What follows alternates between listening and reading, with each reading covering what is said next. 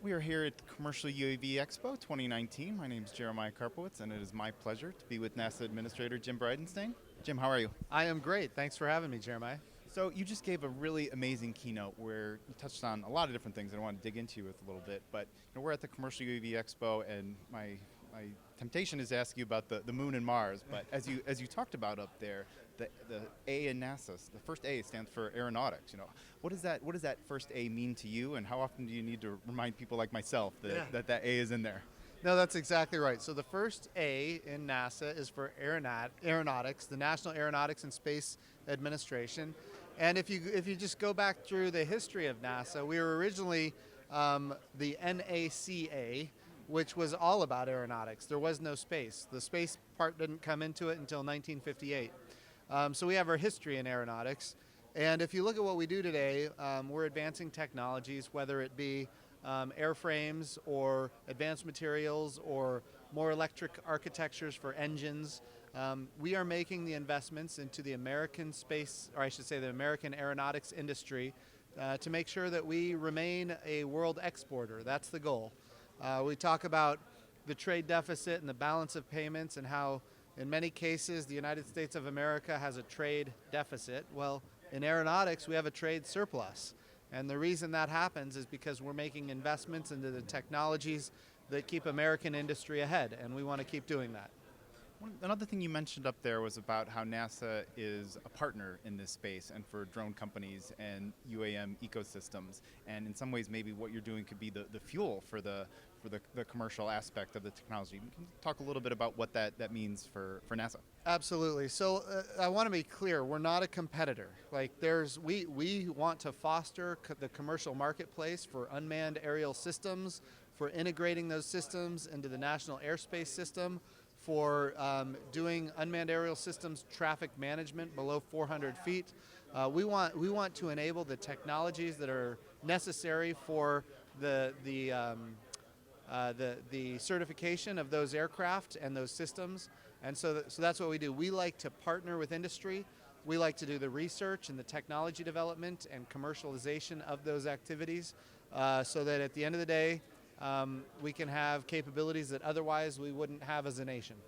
And all of that, I think, you tell me, it factors into the transformation of travel that you talked about up there. And it feels like that transformation is really a key aspect of that. It's what's going to be happening with the UAM ecosystem that you guys are working to enable. That's right. So you mentioned UAM, urban air mobility, but look at what's happening terrestrially on the Earth.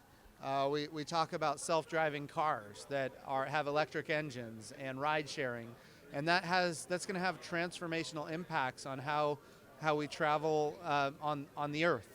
Well, all of those same capabilities need to be applied to the airspace as well. And so that's what urban air mobility is all about. Think of air taxis going from one side of the city to the other side of the city. We would like to see by the year 2028, we would like to see a city with hundreds of aircraft carrying not just passengers but also packages, hundreds of aircraft operating tens of thousands of missions a day by 2028. And those are capabilities that are going to be enabled by NASA making the right investments and partnering with industry so that we have the right technologies and capabilities. Autonomy is a big thing. We talked about terrestrially, cars are more autonomous now than ever before. And we want to see autonomy be integrated into the National Airspace System as well so that we can actually go 3 dimensions with the way we do transport. And you're going to be participating in an urban air mobility session coming up. What are some of the key elements that you're looking forward to discussing with some of the other experts that are going to be up there? So the big thing that NASA is doing right now is a grand challenge. So we talk about the history, what we've already done for unmanned aerial systems, integrating them into the National Airspace System. That means we have to be able to detect and avoid other aircraft. We have to make sure that we can do command and control so that once we detect those other aircraft, if we need to maneuver, we can do that maneuverability. We need to integrate more autonomy into these systems. Can you create enough autonomy to where you can actually have an aircraft take off and land, fly across the country, fly into population centers completely autonomously? Can we do that? The answer is yes. Can we do it today? No. but we need to build that autonomy. So we think about, do we need all of that capability on the aircraft itself, or can we use networks, wireless networks, to bring cloud computing into that at the same time? That's a research question that NASA is going to be delving into. I think it's the integration of unmanned aerial systems into the national airspace. It's when we talk about capabilities below 400 feet, unmanned aerial systems traffic management, UTM. These are capabilities that we've already developed, and now we're taking it to the next scale with grand challenges, basically partnering with industry to prove that we could actually do hundreds of flights, I should say hundreds of aircraft, flying tens of thousands of flights a day in an urban environment. And for anybody who either wants to be part of that or maybe just stay up to date with how the developments as they come together, what's the best resource or maybe first step to kind of figuring that out? So I would say go to nasa.gov/UAM, and UAM stands for Urban Air Mobility, nasa.gov/UAM, and you can find all kinds of stuff that NASA is working on regarding urban air mobility.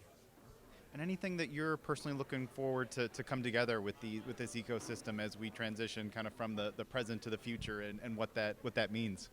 Yeah, so there's a number of things that have to work together. Number one is we have to have the vehicles, and here at this conference there's a lot of vehicle developers, vehicle innovators.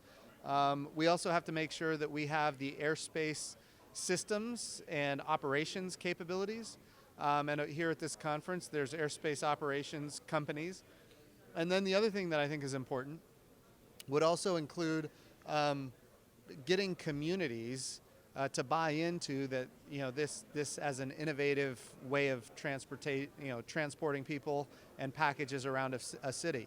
So when I talk about communities, I'm talking about infrastructure. A lot of these vehicles are going to be electric in nature, so we need to have the ability to charge the batteries of these vehicles. We're going to need to understand the acoustics of the vehicles and drive down some of the noise pollution. And of course, make sure that people understand that these vehicles are secure, that they're safe and reliable. These are all things that we need communities to help us with as well. So it's the vehicle, it's the airspace, and the communities. That community piece is just so essential, so that there, in some ways there's still some negative connotation with the term drone in and of itself, but just so that people understand that these vehicles are going to be a key element of the future of society. Yeah, here's what we know. This is a very competitive environment globally. If the United States of America does not take the lead, then we will fall behind. And exports, we talk about the balance of payments and the trade export that is aviation for the United States, it will go away. The rest of the world is not going to wait as the United States of America falls behind. So in my view, this is the right investment that we need to make for the good of the nation. That's why it's so great that you're moving forward in the way you are. Administrator, thank you so much for your time.